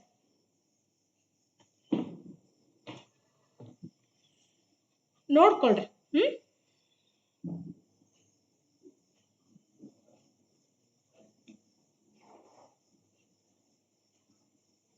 ತನ್ನ ಅಕ್ಕ ಸವರ್ಣ ದೀರ್ಘ ಸಂಧಿ ಅಂತನ್ನ ಆಮೇಲೆ ಮಾಡ್ತೀನಮ್ಮ. ಕ್ಲಾಸ್ ಕೊನೆಗೆ ಮುಗಿಯಕ್ ಬಂದಾಗ ಕೇಳೋಂತ್ರಿ ಪ್ಲೀಸ್. ಸಪ್ತಮಿಯಲ್ಲಿ ಅಧಿಕರಣಾರ್ಥಕ ಬರುತ್ತೆ. ಅಲ್ಲಿ ಅನ್ನೋ ಒಂದು ಪ್ರತ್ಯಯ ಸೇರ್ಕೊಳ್ಳುತ್ತೆ. ರಾಮನಲ್ಲಿ, ಗೊತ್ತಾಯ್ತಾ? ರಾಮನಲ್ಲಿ ಅಧಿಕರಣಾರ್ಥಕ ಬಂದು ಸೇರ್ಕೊಳ್ಳುತ್ತೆ. ಓಕೆ, ಹಾಗಾದ್ರೆ ಇಷ್ಟು ಏನಪ್ಪಾ ಅಂತಂದ್ರೆ ವಿಭಕ್ತಿ ಪ್ರತ್ಯಯಗಳು. ಹಳೆಗನ್ನಡದಲ್ಲಿ ಏನಾದ್ರು ಕೊಟ್ರೆ ನಿಮಗೆ ಇದಿಷ್ಟು ನೋಡ್ಕೋಬೇಕು. ಸಂಬೋಧನಾ ಅಂತ ಹೇಳಿ ಒಂದು ವಿಭಕ್ತಿ ಪ್ರತ್ಯಯ ಇದೆ ಹಳೆಗನ್ನಡದಲ್ಲಿ. ಸೊ ಅದು ಕರೆಯೋಣ ಅಂತ ಹೇಳಿ ಒಂದು ಕಾರಕ ಬರುತ್ತೆ. ಅಲ್ಲಿ ಆ, ಎ, ಈ, ಇರ ಕಾರಕಾರ್ಥನು ಕೂಡ ಬರುತ್ತೆ. ಒಂದ್ಸಲ ಒಳ್ ಅನ್ನೋದು STN ಅಲ್ಲೋ FTN ಅಲ್ಲೋ ಕೇಳಿದ್ರು, ನೆನ್ಪಿಟ್ಕೊಳ್ಳಿ. ನಾನು ಎರಡೂ ಕೂಡ ಕೊಟ್ಟಿರ್ತೀನಿ ನಿಮಗೆ, ಕನ್ಫ್ಯೂಸ್ ಮಾಡ್ಕೋಬೇಡಿ. ಆಕ್ಚುಲಿ ಜಾಸ್ತಿ ಕೇಳೋದು ಅಂತಂದ್ರೆ ಇಷ್ಟು ಭಾಗದಲ್ಲಿ. ಗೊತ್ತಾಯ್ತಾ? ಅರ್ಥ ಆಯ್ತಾ? ನೆಕ್ಸ್ಟ್ ಹೋಗೋಣ ಮುಂದಿನ ಒಂದು ಅಂಶಕ್ಕೆ. ಈಸಿ ಇದೆ, ಇಷ್ಟೇ ವಿಭಕ್ತಿ ಪ್ರತ್ಯಯ. ವಿಭಕ್ತಿ ಪ್ರತ್ಯಯ ಅಂತಂದ್ರೆ ಏನು ಜಾಸ್ತಿ ಏನೋ ಇದೆ ಅಂತಲ್ಲ, ತುಂಬಾ ಸಿಂಪಲ್ ಆಗಿದೆ. ದ್ವಿತೀಯ ವಿಭಕ್ತಿ ಸ್ಥಾನದಲ್ಲಿ ಪ್ರಥಮ ವಿಭಕ್ತಿನೂ ಕೂಡ ಬರುತ್ತೆ. ಕೆಲವೊಂದ್ಸಲ ಸಂಗೀತ ಹಾಡನ್ನ ಹಾಡಿದಳು. ನೋಡಿ, ಸಂಗೀತ ಹಾಡು ಹಾಡಿದಳು ಅಂತಾನು ಕೂಡ ನಾವು ಮಾಡ್ಬೋದು. ಅಂದ್ರೆ ದ್ವಿತೀಯ ವಿಭಕ್ತಿ ಸ್ಥಾನದಲ್ಲಿ ಪ್ರಥಮ ವಿಭಕ್ತಿಯನ್ನ ಕೂಡ ನಾವು ತರ್ಬೋದು. ಹಾಡು, ಹೂ ಅನ್ನೋ ಕಾರಕ ಬರುತ್ತೆ ಅಲ್ವಾ? ಸೊ ಹಾಗೆ ಷಷ್ಠಿ ವಿಭಕ್ತಿಯ ಸ್ಥಾನದಲ್ಲಿ ಚತುರ್ಥಿ ವಿಭಕ್ತಿ ಸ್ಥಾನವನ್ನ ಕೂಡ ತರ್ಬೋದು. ಹೇಗೆ ಅಂತಂದ್ರೆ ರಮೇಶ ಹೊಲದ ಮಾಲೀಕ, ರಮೇಶ ಹೊಲಕ್ಕೆ ಮಾಲೀಕ, ಈ ರೀತಿನೂ ಮಾಡ್ಬೋದು. ಆ ರೀತಿನೂ ಕೂಡ ಪ್ಲೇಸ್ಮೆಂಟ್ ಚೇಂಜ್ ಆಗ್ತಾ ಹೋಗುತ್ತೆ, ಸ್ಥಾನ ಪಲ್ಲಟ ಆಗ್ತಾ ಹೋಗುತ್ತೆ. ನೋಡಿ, ವಿಭಕ್ತಿಯ ಪಲ್ಲಟ ಅಂತ ಹೇಳಿ ನಾವು ಕರಿತೀವಿ. ಒಂದ್ಸಲ ಈ ರೀತಿ ಬರ್ದಾಗ್ಲೂ ಕೂಡ ಒಂದೇ ರೀತಿಯಾದಂತಹ ಅರ್ಥ, ಈ ತರ ಬರೆದ್ರು ಕೂಡ ಅದೇ ಅರ್ಥವನ್ನ ಕೊಡುತ್ತೆ. ಪ್ರಥಮ ವಿಭಕ್ತಿಗೆ ಬದಲು ಸಪ್ತಮ ವಿಭಕ್ತಿನೂ ಕೂಡ ಬರುತ್ತೆ. ಅಂದ್ರೆ ನೋಡಿ, ಪ್ರಥಮ ವಿಭಕ್ತಿಗೆ ಬದಲು ಕೆಲವೊಂದ್ಸಲ ಸಪ್ತಮಿ ವಿಭಕ್ತಿನೂ ಕೂಡ ಸೇರ್ಕೊಳ್ಳುತ್ತೆ ಅಂತ ಹೇಳ್ತೀವಿ. ದ್ವಿತೀಯ ವಿಭಕ್ತಿಗೆ ಬದಲು ಚತುರ್ಥಿ ವಿಭಕ್ತಿಯನ್ನ ಕೂಡ ನಾವು ಸೇರ್ಪಡೆ ಮಾಡ್ಬೋದು. ಕೆಲಸಕ್ಕೆ ಮಾಡು ಅಥವಾ ಕೆಲಸವನ್ನ ಮಾಡು. ತೃತೀಯ ವಿಭಕ್ತಿಗೆ ದ್ವಿತೀಯ ವಿಭಕ್ತಿಯ ಸೇರಿಸ್ಬೋದು. ಹೂವಿನಿಂದ ಪೂಜಿಸು ಅಥವಾ ಹೂವನ್ನು ಪೂಜಿಸು ಅಂತ ಹೇಳಿ. ಈ ತರ ಇದು ಆಕ್ಚುಲಿ ನಿಮ್ಗೆ ಜಾಸ್ತಿ ಕೇಳಲ್ಲ, ಹಂಗಾಗಿ ನಾನು ಅದ್ರ ಕಡೆ ಜಾಸ್ತಿ ಗಮನ ವಹಿಸಲ್ಲ. ಈಗ ನಾವು ಒಂದಷ್ಟು ಸ್ವಲ್ಪ ಕ್ವಶನ್ ಅಂಡ್ ಆನ್ಸರ್ಸ್ ಕಡೆ ಹೋಗೋಣ. ಬಿಕಾಸ್ ನಿಮ್ಗೂ ಕೂಡ ಥಿಯರಿ ಕ್ಲಾಸ್ ಕೇಳಿ ಕೇಳಿ ಕೇಳಿ ಒಂದಷ್ಟು ಡಿಸ್ಟರ್ಬೆನ್ಸ್ ಆಗಿರುತ್ತೆ. ಒಂದಷ್ಟು ವ್ಯಾಕರಣದ ಕಡೆ ಮುಖ ಮಾಡಿ ನೆಕ್ಸ್ಟ್ ನಾನು ನಿಮಗೆ ಮತ್ತೆ ಈ ಕಡೆ ಕರ್ಕೊಂಡು ಬರ್ತೀನಿ. ತತ್ಸಮ ತದ್ಭವಗಳ ಕಡೆ ನೋಡೋಣ ಟೈಮ್ ಇತ್ತು ಅಂದ್ರೆ. ಮೊದಲನೇ ಪ್ರಶ್ನೆ ಬಂದು ಹೀಗಿದೆ: ವರ್ಣಮಾಲೆಯಲ್ಲಿರುವಂತಹ ಒಟ್ಟು ಅಕ್ಷರಗಳ ಸಂಖ್ಯೆ ಎಷ್ಟು? What is going on?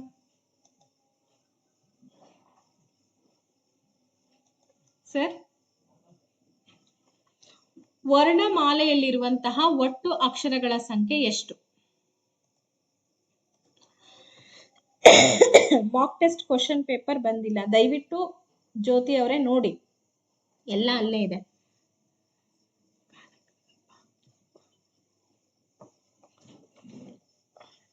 ಹತ್ತೊಂಬತ್ತು, 50, 51, 49. ಎಸ್, ನೀವೆಲ್ಲರೂ ಸರಿಯಾಗಿ ಉತ್ತರವನ್ನ ಕೊಡ್ತಿದ್ದೀರಾ. ಯಾಕೆಂದ್ರೆ ಈಗ ತಾನೇ ನಾನು ಇದ್ರ ಮೇಲೆ ನಿಮಗೆ ಕಾನ್ಸೆಪ್ಟ್ ಕ್ಲಿಯರ್ ಮಾಡಿದೆ. ನಾನು ನಿಮಗೆ ನೆಕ್ಸ್ಟ್ ತರಗತಿಯಲ್ಲಿ ಏನ್ ಮಾಡ್ತೀನಪ್ಪ ಅಂತಂದ್ರೆ ಸಂಧಿಗಳು, ಸಮಾಸಗಳು, ಈ ಎರಡು ಟಾಪಿಕ್ ನ ಕವರ್ ಮಾಡ್ತೀನಿ. ಸಂಧಿಗಳು ಮತ್ತೆ ಸಮಾಸ ತುಂಬಾ ಇಂಪಾರ್ಟೆಂಟ್ ಆಗಿರುವಂತ ಟಾಪಿಕ್ಗಳು. ಎಕ್ಸಾಮ್ ನಲ್ಲಿ ಕೇಳ್ತಾರೆ ಈ ಟಾಪಿಕ್ಗಳನ್ನ. ಈ ತರಗತಿಯಲ್ಲಿ ಏನ್ ಮಾಡ್ತೀರಾ ಅಂದ್ರೆ ಕ್ವಶನ್ ಪೇಪರ್ ಬಿಡಿಸ್ತೀನಿ. ಸರಿಯಾದ ಉತ್ತರ ಬಂದು 40. ಕನ್ನಡ ವರ್ಣಮಾಲೆಯಲ್ಲಿ ಒಟ್ಟು 49 ಅಕ್ಷರಗಳು ಇದೆ ಅಲ್ವಾ? Very good. ಕನ್ನಡ ವರ್ಣಮಾಲೆಯಲ್ಲಿರುವಂತಹ ಸ್ವರಾಕ್ಷರಗಳ ಸಂಖ್ಯೆ ಎಷ್ಟು? 10, 12, 13, 14.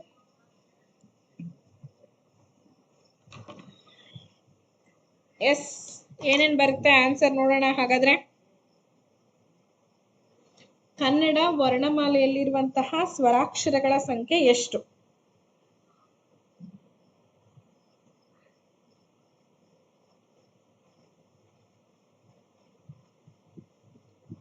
ಎಷ್ಟಿದಾವೆ ವರ್ಣಮಾಲೆಯಲ್ಲಿ ಸ್ವರಾಕ್ಷರಗಳು?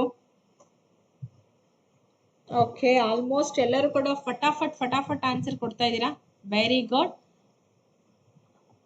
ಈಗ ತಾನೇ ನಾನು ಅದ್ರ ಬಗ್ಗೆ ಟೀಚ್ ಮಾಡಿದೆ ಅಲ್ವಾ? ಎಲ್ರಿಗೂ ನೆನಪಿದೆ ಅನ್ಕೊಂಡಿದೀನಿ. ಸ್ವರಾಕ್ಷರಗಳು ಎಷ್ಟಿದೆ ಮತ್ತೆ ವ್ಯಂಜನಾಕ್ಷರಗಳು ಎಷ್ಟಿದೆ ಅನ್ನೋದ್ರ ಬಗ್ಗೆನೂ ಕೂಡ ತಿಳ್ಕೊಂಡ್ವಿ. ಒಟ್ಟಾರೆಯಾಗಿ ನಾವು 13 ಸ್ವರಾಕ್ಷರಗಳನ್ನ ನೋಡ್ತೀವಿ ಅಲ್ವಾ? ನಿಮ್ಮೆಲ್ಲರ ಉತ್ತರ ಸರಿ ಇದೆನಾ? 100% ಯಾರೆಲ್ಲ 13 ಅಂತ ಹೇಳಿ ಉತ್ತರಗಳನ್ನ ಕೊಟ್ರೆ ಸರಿಯಾಗಿದೆ. ಇವು ಸ್ವರಾಕ್ಷರಗಳ ಸಂಖ್ಯೆ. ನೆಕ್ಸ್ಟ್, ನಾಮಪದವಾಗುವಾಗ ನಾಮ ಪ್ರಕೃತಿಗೆ ಸೇರುವಂತಹ ಪದಗಳನ್ನ ಅಥವಾ ಪ್ರತ್ಯಯಗಳನ್ನ ನಾವೇನಂತ ಕರಿತೀವಿ? ಅಖ್ಯಾತ ಪ್ರತ್ಯಯಗಳು, ಕಾಲಸೂಚಕ ಪ್ರತ್ಯಯಗಳು, ವಿಭಕ್ತಿ ಪ್ರತ್ಯಯಗಳು, ಹಾಗೆ ಕೃತ್ ಪ್ರತ್ಯಯಗಳು ಅಂತ ಇದೆ. ಸರ್, ಫೋನ್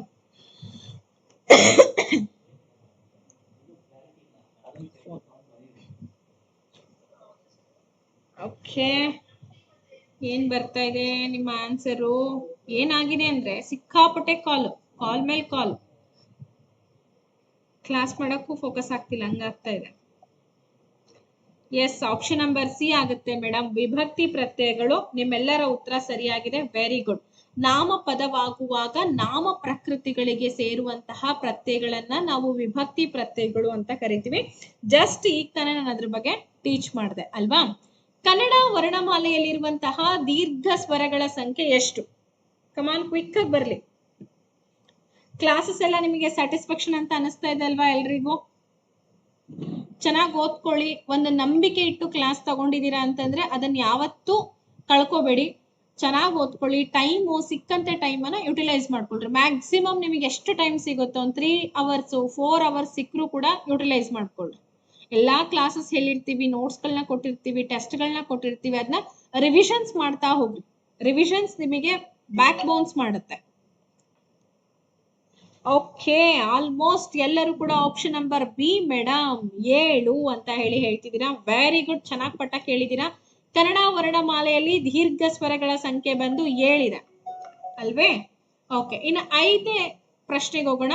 ಊ ಅನ್ನೋದು ಏನಪ್ಪ? ಪ್ಲುತ ಸ್ವರನ, ದೀರ್ಘ ಸ್ವರನ, ವ್ಯಂಜನಾಕ್ಷರನ, ರಸ್ವ ಸ್ವರನ? ಊ ಊ ಅನ್ನೋದೇನು? ಬರ್ಲಿ ಫಟಾಫಟ್ ಆನ್ಸರ್ಸು. ಊ ಎನ್ನುವುದು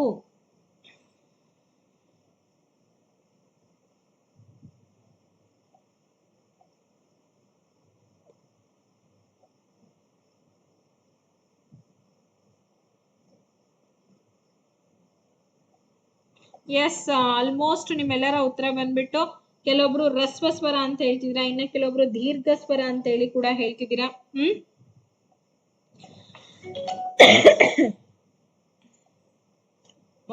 ಓಕೆ ಓಕೆ ಓಕೆ, ದೀರ್ಘ ಸ್ವರ ಮೇಡಮ್ ಅಂತ ಹೇಳಿದ್ರೆ. ಹಾಗಾದ್ರೆ ನಿಮ್ಮ ಉತ್ತರ ಚೆಕ್ ಮಾಡೋಣವಾ, ಸರಿನಾ ತಪ್ಪಾ ಅಂತ ಹೇಳಿ? ನೋಡಿ, ಸ್ವರಗಳಲ್ಲಿ 2 ರೀತಿಯಾದಂತ ಸ್ವರ, ರಸ್ವ, ದೀರ್ಘ ಮತ್ತೆ ಪ್ಲುತ ಸ್ವರ ಅಂತೇಳಿ 3 ಸ್ವರಗಳಿದೆ ಅಲ್ವಾ?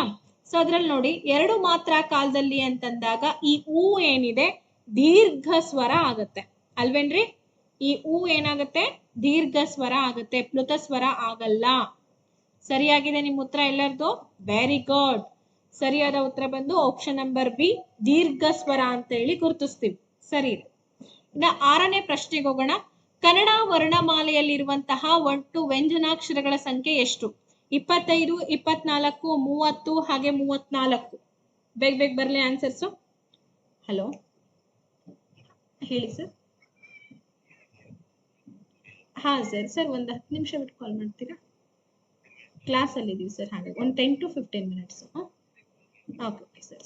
ನೋಡಿ, ಹಾಗಾದ್ರೆ ಕನ್ನಡ ವರ್ಣಮಾಲೆಯಲ್ಲಿ ಇರ್ತಕ್ಕಂತಹ ಒಟ್ಟು ವ್ಯಂಜನಾಕ್ಷರಗಳ ಸಂಖ್ಯೆ ಎಷ್ಟು ಅಂತ ಇದೆ? 25, 24, 30, 34 ಅಂತ ಇದೆ. S, okay. 34 ಅಂತ ಕೆಲವೊಬ್ರು ಹೇಳ್ತಾ ಇದ್ದೀರಾ, ಇನ್ನ ಕೆಲವೊಬ್ರು ಆಪ್ಷನ್ ನಂಬರ್ ಬಿ ಅಂತಲೂ ಕೂಡ ಹೇಳ್ತಾ ಇದ್ದೀರಾ. ನೋಡಿ, ಯೋಚನೆ ಮಾಡಿ ಆನ್ಸರ್ ಕೊಡಿ. 34 ವ್ಯಂಜನಾಕ್ಷರಗಳಿರೋದು? ಯಾಕೆ ಕನ್ಫ್ಯೂಸ್ ಮಾಡ್ಕೊಳ್ತಾ ಇದ್ದೀರಾ ಎಲ್ಲರೂ?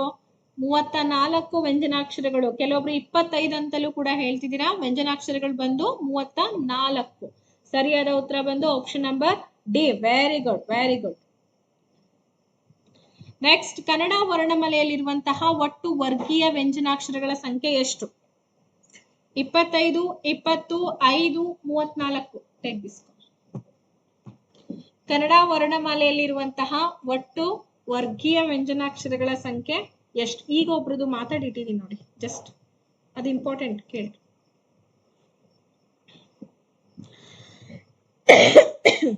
Okay, 25 madam.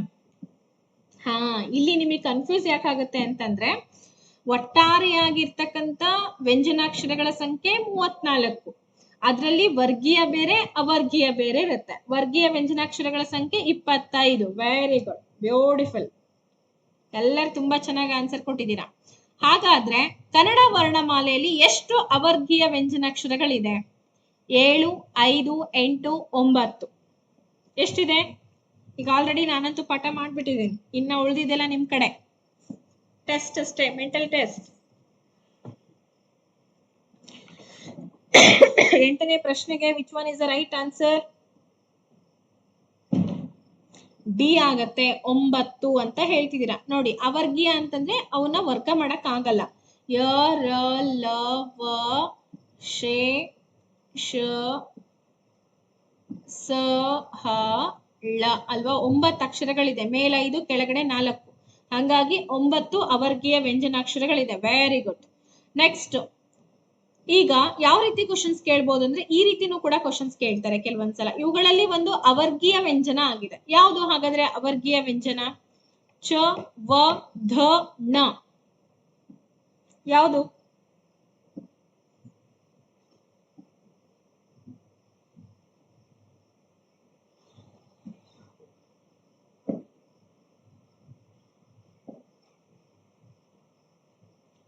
ಓಕೆ, 9ನೇ ಪ್ರಶ್ನೆಗೆ ನಿಮ್ಮೆಲ್ಲರ ಉತ್ತರ ಏನ್ ಬರ್ತಾ ಇದೆ? ಕಮಾನ್, ಕ್ವಿಕ್ ಆಗಿ ಬರ್ಲಿ. ಅವರ್ಗೀಯ ವ್ಯಂಜನಾಕ್ಷರ ಯಾವುದು? ವೆರಿ ಗುಡ್, ವಾ. ಈಗ ತಾನೇ ನಾನು ಹೇಳಿದ್ನಲ್ವಾ 9 ಅಕ್ಷರಗಳಲ್ಲಿ ವಾನು ಕೂಡ ಸೇರ್ಕೊಂಡಿರೋದ್ರಿಂದ ವ ಅವರ್ಗೀಯ. ಇನ್ನ ಚ ಧ ಣ ಇವೆಲ್ಲವೂ ಕೂಡ ವರ್ಗೀಯ ವ್ಯಂಜನಾಕ್ಷರಗಳು. ಓಕೆ, ಕೇದಗೆ ಎನ್ನುವಲ್ಲಿ ಕೆ ಅನ್ನೋದು ಏನು? ಸಹಜ ವ್ಯಂಜನಾಕ್ಷರ, ಗುಣಿತಾಕ್ಷರ, ಸಂಯುಕ್ತಾಕ್ಷರ, ದೀರ್ಘ ಸ್ವರ. ಇದೇನಪ್ಪ ಡಿಫ್ರೆಂಟ್ ಆಗಿದೆ ಕ್ವಶನ್ ಅಂತ ಕೇಳ್ಬೇಡಿ.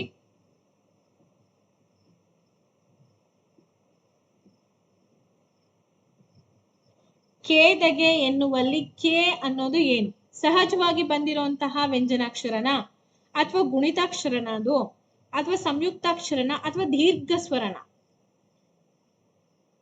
ಏನ್ ಬರುತ್ತೆ? ಪ್ರಶ್ನೆ ಸಂಖ್ಯೆ ಹಾಕಿ, ಪ್ರಶ್ನೆ ಸಂಖ್ಯೆ ಹಾಕಿಮ್ಮ. 10ನೇ ಪ್ರಶ್ನೆ ಅಂತ ಹೇಳಿ ಹಾಕಿ ಉತ್ತರಗಳನ್ನ ಕೊಡಿ.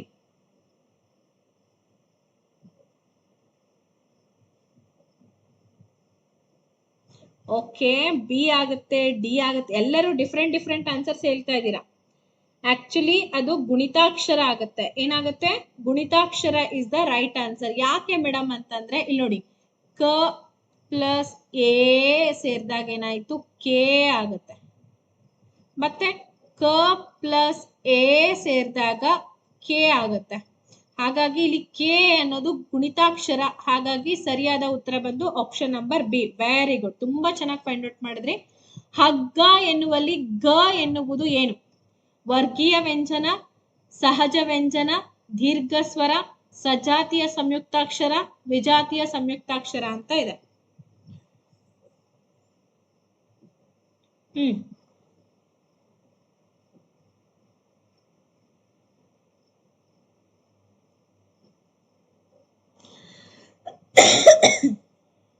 Okay, come on quick.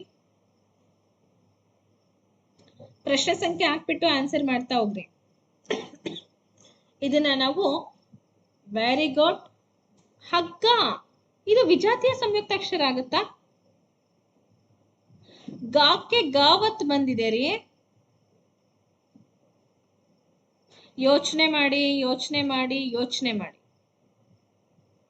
ನೋಡ್ರಮ್ಮ, ಇಲ್ಲಿ ಹಗ್ಗ ಅಂತ ಇದೆ. ಇದನ್ನ ವರ್ಗೀಯ ವ್ಯಂಜನ ಅಂತ ಹೇಳಕ್ಕಾಗಲ್ಲ, ಸಹಜ ವ್ಯಂಜನ ಅಂತ ಹೇಳಕ್ಕಾಗಲ್ಲ, ದೀರ್ಘ ಸ್ವರ ಅಂತ ಹೇಳಕ್ಕಾಗಲ್ಲ. ಇದನ್ನ ಸಜಾತಿಯ ಸಂಯುಕ್ತಾಕ್ಷರ ಅಂತೀವಿ. ಎಲ್ಲರ ಒಂದ್ ಕಡೆಯಿಂದ ಕ್ಲೀನ್ ಬೋರ್ಡ್. ಯಾಕೆ ಅಂದ್ರೆ ಅಲ್ಲಿ ಗಕ್ಕೆ ಗವತ್ತು ಬಂದಿದೆ. ಅದೇ ಗಕ್ಕೆ ಏನಾದ್ರೂ ತವತ್ತೋ ಅಥವಾ ವವತ್ತೋ ಬಂದಿದ್ರೆ ಅದನ್ನ ವಿಜಾತಿಯ ಸಂಯುಕ್ತಾಕ್ಷರ ಅಂತ ಕರಿತಾ ಇದ್ವಿ. ಯಾಕೆ? ಪ್ರಶ್ನೆ ಅರ್ಥ ಮಾಡ್ಕೊಳ್ಳಿಲ್ವಾ? ವಿಜಾತಿಯ ಸಂಯುಕ್ತಾಕ್ಷರ ಅಂದ್ರೇನು, ಸಜಾತಿಯ ಸಂಯುಕ್ತಾಕ್ಷರ ಅಂದ್ರೇನು? ಯಾಕೆ ಕನ್ಫ್ಯೂಸ್ ಯಾಕೆ ಮಾಡ್ಕೊಂಡ್ರೆ ಹೇಳ್ರಿ. ಸಜಾತಿಯ ಅಂತಂದ್ರೆ ಒಂದು ವ್ಯಂಜನಾಕ್ಷರಕ್ಕೆ ಏನಿದೆ ಅದೇ ವ್ಯಂಜನಾಕ್ಷರ ಒತ್ತಕ್ಷರವಾಗಿ ಬಂತು ಅಂದ್ರೆ ಅದನ್ನ ನಾವು ಸಜಾತಿಯ ಸಂಯುಕ್ತಾಕ್ಷರ ಅಂತ ಕರಿತೀವಿ. ಸಹಜ ವ್ಯಂಜನ ಅಂದ್ರೆ ವ್ಯಂಜನಾಕ್ಷರಕ್ಕೆ ಸಹಜವಾಗಿ ಒಂದು ವ್ಯಂಜನಾಕ್ಷರ ಬಂದಿದೆ, ಅದನ್ನ ಸಹಜ ವ್ಯಂಜನ ಅಂತ ಕರಿತೀವಿ ಅಷ್ಟೇ. ಅಷ್ಟು ಕ್ಲೀನ್ ಬೋರ್ಡ್ ಇರ್ಲಿ, ಪರವಾಗಿಲ್ಲ. ಎಷ್ಟು ಸಿಂಪಲ್ ಕಾನ್ಸೆಪ್ಟ್ ಇದೆ. ವಿಜಾತಿಯ ಸಂಯುಕ್ತಾಕ್ಷರ ಅಂತಂದ್ರೆ ಇಲ್ಲೇ ಇದೆ ನೋಡಿ, ಸಂಯುಕ್ತಾಕ್ಷರ. ಕಕ್ಕೆ ತ ಅಕ್ಷರ ಬಂದಿದೆ, ತ ಒತ್ತಕ್ಷರ ಬಂದಿದೆ. ಇದನ್ನ ನಾವು ವಿಜಾತಿಯ ಸಂಯುಕ್ತಾಕ್ಷರ ಅಂತ ಹೇಳಿ ಕರಿತೀವಿ. ಸಜಾತಿ ಅಂದ್ರೆ ಅದೇ ವ್ಯಂಜನಾಕ್ಷರ ಅಥವಾ ಅದೇ ಸ್ವರದ ಒಂದು ಒತ್ತು ಬಂತು ಅಂತಂದ್ರೆ ಅದನ್ನ ನಾವೇನಂತ ಕರಿತೀವಿ? ಸಜಾತಿಯ ಸಂಯುಕ್ತಾಕ್ಷರ ಅಂತ ಹೇಳಿ ಕರಿತೀವಿ. ಓಕೆ, ಇವುಗಳಲ್ಲಿ ಒಂದು ವಿಜಾತಿಯ ಸಂಯುಕ್ತಾಕ್ಷರವಾಗಿದೆ. ಯಾವುದು? ತೇ, ಢ, ದ, ಸ್ತ್ರೀ. ಈ ಗುರುತಿಸಿ ಅಕ್ಷರ ಯಾವುದು ಅಂತ ಅನ್ನೋ ಪ್ರಶ್ನೆಗೆ ಸರಿಯಾದ ಉತ್ತರ ಬಂದ್ಬಿಟ್ಟು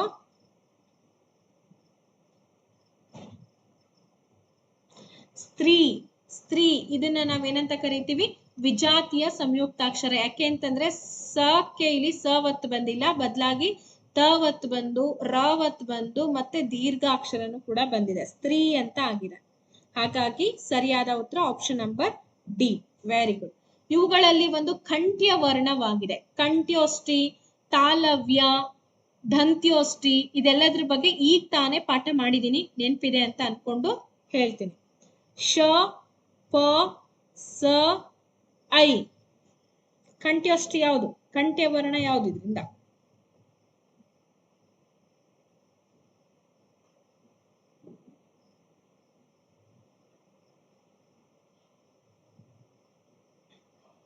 ಬೇಗ ಬೇಗ ಬರ್ಲಿ. ಶ ಫ ಸ ಐ. ಕನ್ಫ್ಯೂಸ್ ಮಾಡ್ಕೋಬೇಡಿ.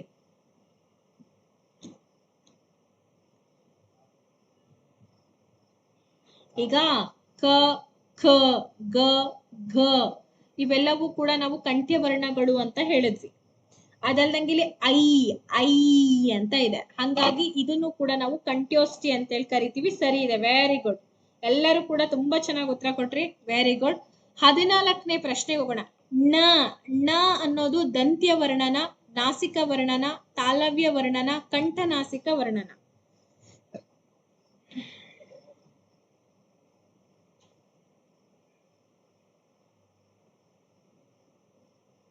14ನೇ ಪ್ರಶ್ನೆಗೆ which one is the right answer?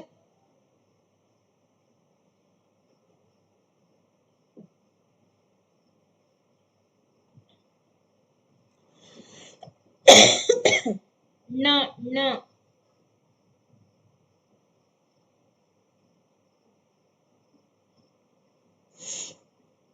ನೋಡಿ, ಯೋಚನೆ ಮಾಡಿ. ನ ನ ನ ಇದೆ. ಇದು ಆಕ್ಚುಲಿ ಏನಾಗುತ್ತಪ್ಪ, ತಾಲವ್ಯ ವರ್ಣ ಆಗತ್ತಾ, ನಾಸಿಕ ವರ್ಣ ಆಗತ್ತಾ, ಏನಾಗತ್ತೆ?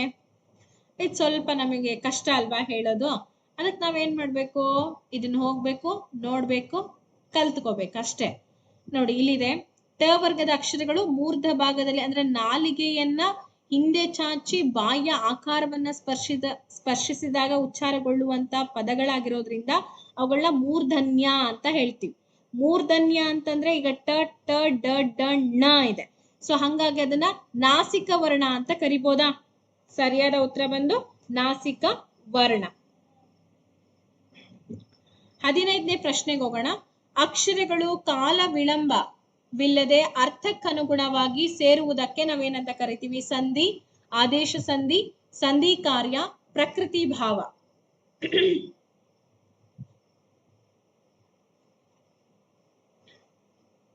ಫೋನ್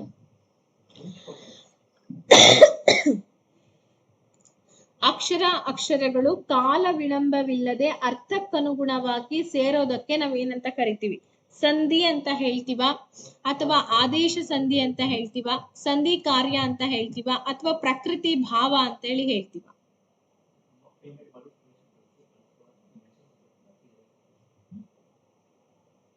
ಎಸ್, ಆಲ್ಮೋಸ್ಟ್ ಎಲ್ಲ ಗುರ್ತಿಸ್ತಾ ಇದ್ದೀರಾ. ಸಂಧಿ ಕಾರ್ಯ ಅಂತ ಹೇಳಿ.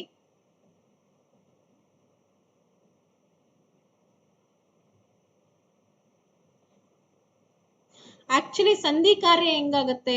ಸಂಧಿ ಆಗತ್ತೆ ಅಲ್ವಾ, ಆದೇಶ ಸಂಧಿ ಆಗಲ್ಲ ಬಿಡಿ, ಅದನ್ನ ಬಿಟ್ಬಿಡೋಣ. ಯಾಕೆಂತಂದ್ರೆ ಈ ಸಂಧಿ ಆದ ನಂತರ ಸಂಧಿ ಒಳಗಡೆ ಬರುವಂತದ್ದು ಆದೇಶ ಸಂಧಿ ಅಲ್ವಾ. ಪ್ರಕೃತಿ ಭಾವನೂ ಕೂಡ ಬರಲ್ಲ. ಯಾಕೆ ಅಂತಂದ್ರೆ ಪ್ರಕೃತಿ ಭಾವಗಳೆಲ್ಲ ಸೇರ್ಕೊಂಡೆ ಸಂಧಿ ಕಾರ್ಯ ಆಗುವಂಥದ್ದು. ಹಾಗಾಗಿ ಅಕ್ಷರಗಳೇನಾಗುತ್ತೆ, ಕೂಡ್ತವೆ ಅಲ್ವಾ. ಕಾಲ ವಿಳಂಬವಿಲ್ದಂಗೆ ಅರ್ಥಕ್ಕನುಗುಣವಾಗಿ ಸೇರ್ತಾ ಹೋಗುತ್ತೆ. ಸೊ ಅದನ್ನ ನಾವು ಸಂಧಿ ಅಂತ ಹೇಳಿ ಕರಿತೀವಿ ಅಲ್ವೇನ್ರಿ? ಓಕೆ, ಆಲ್ಮೋಸ್ಟ್ ನಿಮ್ಮೆಲ್ಲರ ಉತ್ತರ ಏನ್ ಬರ್ತಾ ಇದೆ? ಸಂಧಿ ಅಂತ ಹೇಳಿ ಹೇಳ್ತೀರಾ. Very good. ಅದನ್ನ ನಾನು ಹೇಳಿದ್ದು ನಿಮ್ಗೆ. ಆಕ್ಚುಲಿ ಸಂಧಿ ಕಾರ್ಯ ಅಂದ್ರೇನು, ಸಂಧಿ ಅಂದ್ರೇನು, ಇವೆರಡರ ನಡುವೆ ವ್ಯತ್ಯಾಸ ಇದೆ.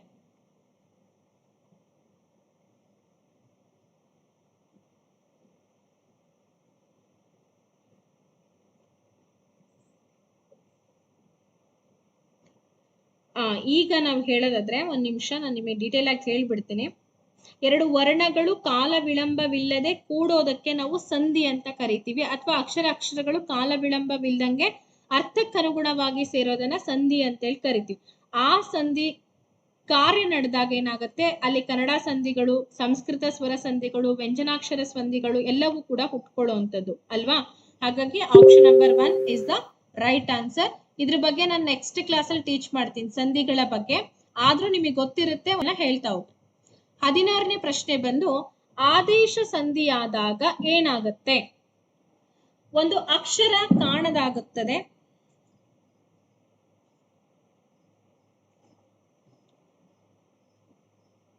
ಹೌದಾ ಆದ್ಯ ಅವ್ರೆ?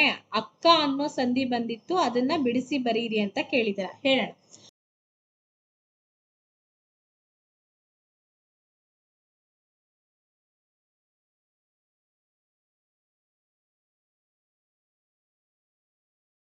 ಹೌದಾ ಆದ್ಯ ಅವ್ರೆ, ಅಕ್ಕ ಅನ್ನೋ ಸಂಧಿ ಬಂದಿತ್ತು, ಅದನ್ನ ಬಿಡಿಸಿ ಬರೀರಿ ಅಂತ ಕೇಳಿದಾರ. ಹೇಳೋಣ. ಒಂದು ಅಕ್ಷರ ಕಾಣದಾಗುತ್ತದೆ, ಒಂದ್ ಅಕ್ಷರಕ್ಕೆ ಪ್ರತಿಯಾಗಿ ಇನ್ನೊಂದು ಅಕ್ಷರ ಬರುತ್ತದೆ, ಹೊಸದಾಗಿ ಒಂದು ಅಕ್ಷರ ಸೇರ್ಕೊಳ್ಳುತ್ತೆ, ಯಾವ ಬದಲಾವಣೆನೂ ಕೂಡ ಆಗೋದಿಲ್ಲ. ಹಾಗಾದ್ರೆ ಆದೇಶ ಸಂಧಿಯಲ್ಲಿ ಏನಾಗತ್ತೆ?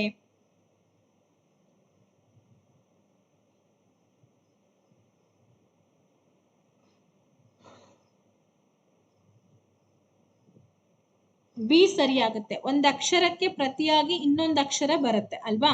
ಒಂದ್ ಅಕ್ಷರ ಕಾಣದಾಗೋದಕ್ಕೆ ನಾವು ಲೋಪ ಸಂಧಿ ಅಂತ ಕರಿತೀವಿ ಅಲ್ವೇನ್ರಿ? ಹೊಸದಾಗಿ ಒಂದ್ ಅಕ್ಷರ ಸೇರ್ಕೊಳ್ಳೋದಕ್ಕೆ ನಾವು ಆಗಮ ಸಂಧಿ ಅಂತ ಕರಿತೀವಿ.